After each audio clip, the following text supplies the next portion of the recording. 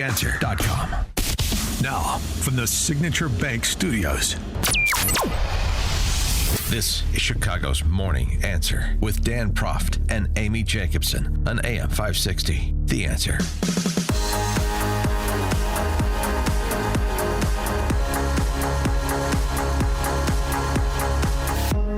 Top of the morning, Dan and Amy. Last week, before a House subcommittee,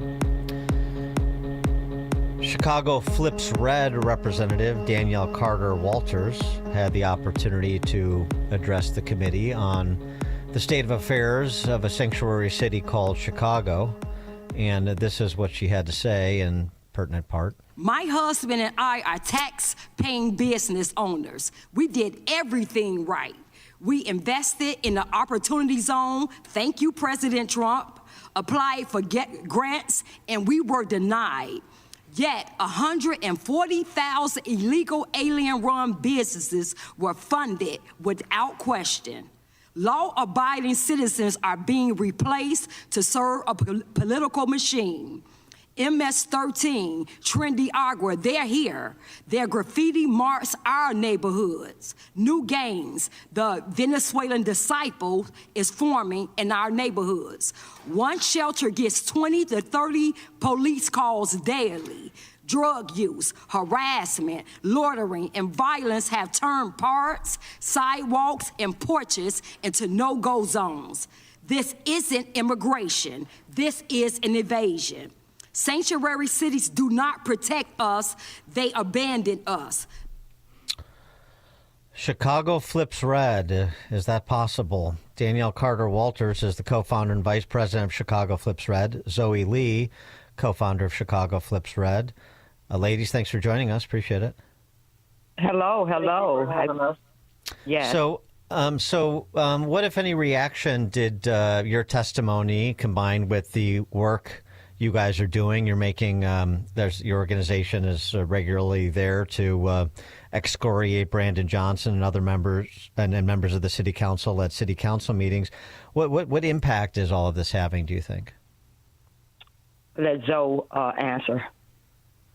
Well, it's very impactful, and it's needed. The last 40 years, our parents, our aunts, our grandparents, always told to vote a certain way. And at that time, I think it worked for us. But since 1984 that I know of in my history, it has been detrimental for our community. And the last straw, I know for me, was to watch this city that my mother's born and raised. My mother's born in 1949. Watch it deteriorate. Watch her city deteriorate. Watch the South Side deteriorate. The West Side, the business, our loop, our magnificent Mayo, just this beautiful city. And it comes from us not being politically aware. We just vote because we're told to vote or because this black person is in front of us and we have to vote, knowing that all these people are not qualified. They don't know how to govern. So Danielle being called to testify last week was not only historical, monumental, but it was needed because this is an actual resident, South Side resident, and we're watching the sanctuary status hurt us. And for years, from Carter administration, from Reagan administration to Clinton's administration, they have always spoke about illegal immigration being one of the worst for our communities, the most vulnerable communities. We get hit the hardest. And in 2023, in 2024, and still 2025, it's still the same. So it was needed, and I appreciate Danielle for doing what she did. But Danielle, I mean, we don't see aldermen, other than those that oppose Sanctuary City on record, and that's just a handful. We don't see any aldermen in the majority black wards changing their tune on Sanctuary City. Certainly we don't see Brandon Johnson changing it. So what does that say about where they think their constituents are? because what's happening is that's just the Democrat policies. If you notice, all the Democrats are saying the same thing. This is who they are. The policies are there for illegal immigration, they're for transgender rights, and they're for abortions. So no matter what person you put in that position, a Democrat position, that's their policies. So you're going to keep getting the same thing. And our black aldermen, that's what they're in the churches. Let's put the churches up in there. That's what they are about. They are going with the Democrat policies because they want us to be on the Democrat plantation. And they know those policies don't work for us. And we go down there every city council meeting. And Zoe, she's the founder of Chicago Flips Red. 2 years, she's been going to every meeting, sometimes 4 meetings a week. And we see our aldermen constantly vote what's not in our best interest. And then they come to the community and act like they don't know what's going on, how did this happen? And so we have to be the ones to educate our community, go into those alderman meetings and tell the constituents no. Well, what aldermen? Name names. Who are you talking William about? Hall, 6th Ward, William Hall, David Moore, Michelle Harris, Ron Mosley, Stephanie Coleman, Emma Mitz, Lamont Robinson, all of them, the progressive, that's the problem is no moderation out here. The progressive caucus, the progressive Democrats, even the Hispanic ones, I call them down there, the Hispanic KKK, they are running the city into this socialist agenda, and you cannot. This is the third largest city in the world. I mean, in America, like everybody loves Chicago. You cannot push a socialist agenda in a capitalist society, and that's what we're seeing with the help of these. I call them the disgrace 50. They are the disgrace 50. They are the worst representation, especially the black ones, the worst black representation I've ever seen in my life. Would you agree with me that that your activism won't register until one of those city council members who thinks they're politically invulnerable is defeated? Yes. We're going to defeat them because, see, we're doing the work.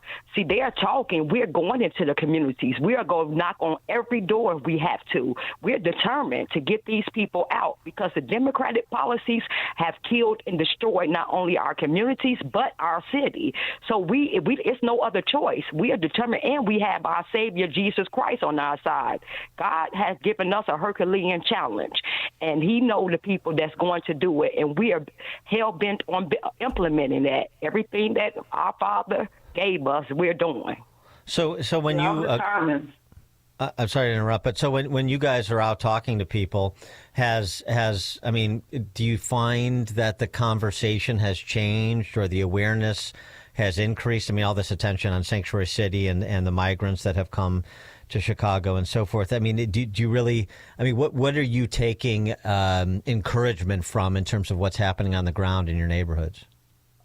Well, we were just out there last Saturday, but it's being well perceived. Like one of the things, it's a lot of people that are. I'm 39 years old. There's a lot of people that are my age that are saying the same thing. Like, you know what, we're missing conservative values out here. You know, there's a lot of people that voted for Trump. You know, they're just not going to be out here talking about it because you will get. Everything that they say the Republican Party is, everything they say Trump is, that's a Democratic Party. Like, I sit and tell people all the time, you show me the list of all the racist things that Trump has said, and I can give you a list of all the racist things Joe Jim Crow Biden has done. And they get quiet. They don't want to talk about it. They start getting violent. We went to Tesla. We went out to Westmont, just me and Danielle, watching the Tesla protesters go crazy. Like, they are mad. Like, I always say the white racist, the white liberal is just, if y'all want to call, if they want to say the white liberal is the most racist or whatever, okay, cool. And they always talk about the Proud Boy. The Proud Boy and the white liberal, the same thing to me. You understand? It's not about racism, and that's what the Democratic Party continues to do. This is an economic issue. This is an economic issue that has been happening for 40 years in our community. I'm 39 years old. So since 1984, we have yet to see the money that's supposed to go to our communities because we have gatekeepers like a Brandon Johnson, like his administration who has no idea what they're doing, like a Walter Burnett that's been down there since 1995, a Michelle Harris that they launder money all day down there, and they've been doing it in Chicago for so long. And the reason why so many people are looking at Chicago is because this is the first time since 1984, since Reagan had gotten office, that it was almost a red wave, which I believe that it was a red wave, just including all them dead people that keep voting here in Chicago. But other than that, it was a red wave. People are tired. This is an economic issue. I'm an entrepreneur. I'm raised from an entrepreneur. Danielle is an entrepreneur. Her husband is a retired cop. They don't respect the first responders. They don't respect law enforcement. They don't respect business owners. They don't respect anybody that's not with their agenda in Chicago. And they're going to keep this corruption going if you don't change it. And the change has to be on the government level, and it has to be Republican. Zoe, did I read in your bio that you worked with Dick Gregory? Yes. I managed Dick Gregory from 2013 until he passed. So I mean that's an interesting. You've come a ways, haven't you? In terms of, I mean, Dick Gregory, I think people know, but the comedian, but he was also a social activist, and like how did that influence where you are now? Because I wouldn't call Dick Gregory somebody that was trying to flip big cities red during his time. Yeah, but also I've had a lot of talks with Mr. Gregory before he passed away, and one of the things that Mr. Gregory has always taught me was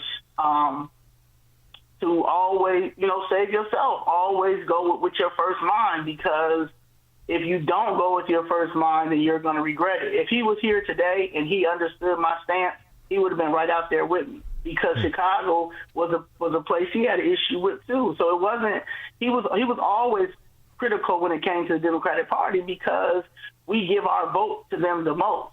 Yes, would it be great for us to go independent? Yes, but we're not ready to go independent. And my thing is, if you go back to the history of the Republican Party, you go back. I'm really into the U.S. Constitution, Constitutionalist. So I really believe in the U.S. Constitution. And when you go back and look at the 13th, 14th, and 15th Amendment, if you go look up the Reconstruction era, all those things that was given from the Republican Party, and we were just taught that it's blue.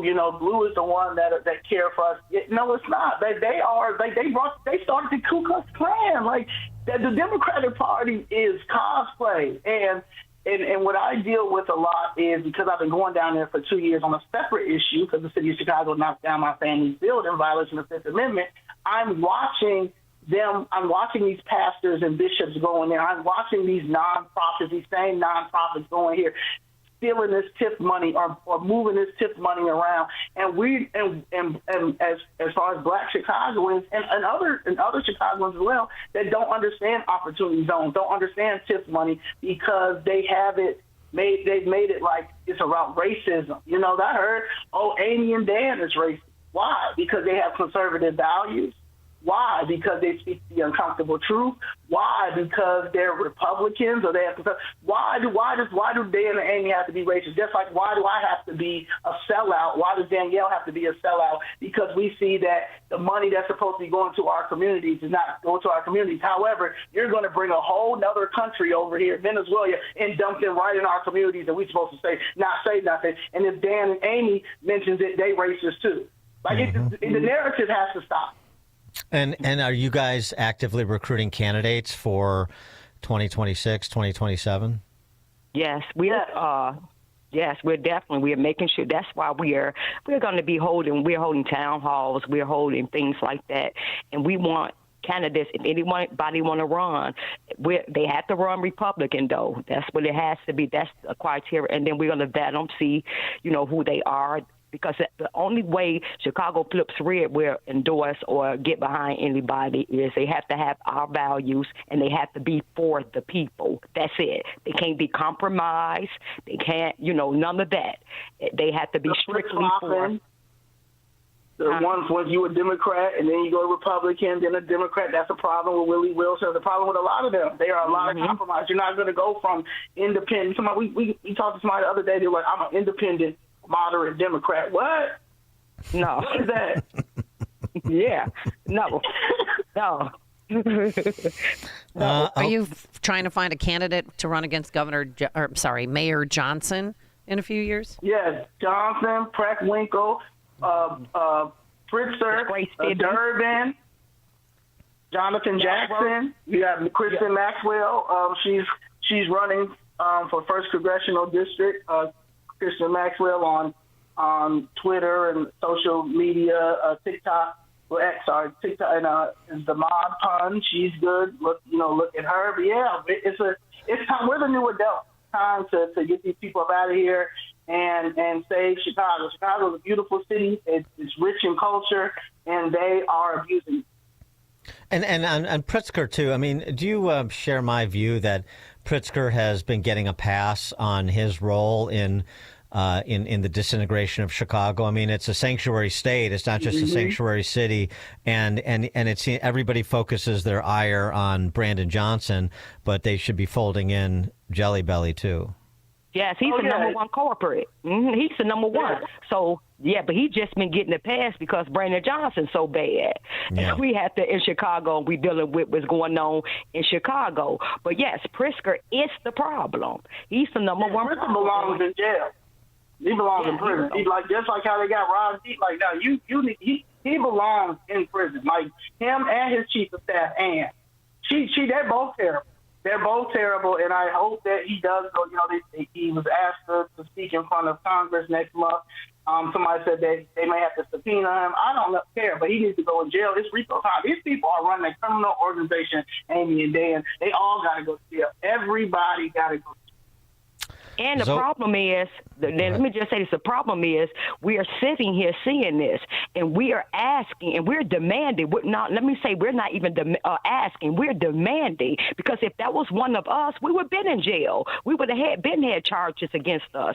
We are demanding justice. We want forensic audit, and not only do we want forensic audit, we need to see jail sentences handed out. That's all we want. We don't want to hear anything. We don't want to hear you saying that we see this or we found this. No, we need arrests being made. Come to the office in Chicago, get Brandon Johnson, get Pritzker. We need arrests being made. That's it. She is Operation Grey Lord.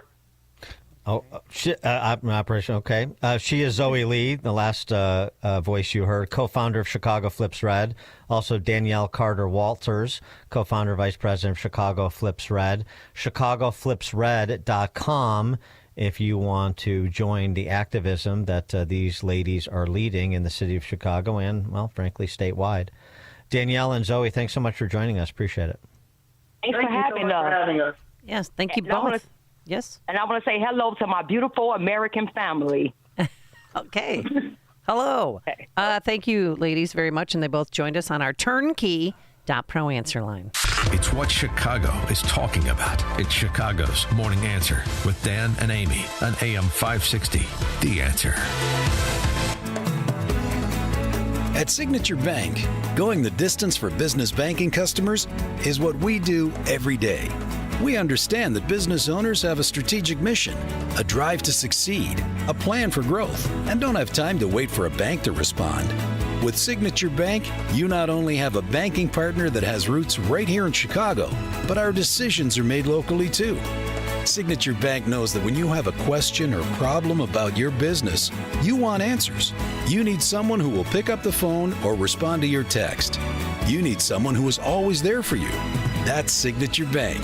We are a team that wants to get to know you and your business. Want to be Signature Bank's next success story? Give us a call today at 773-467-5630 or visit us online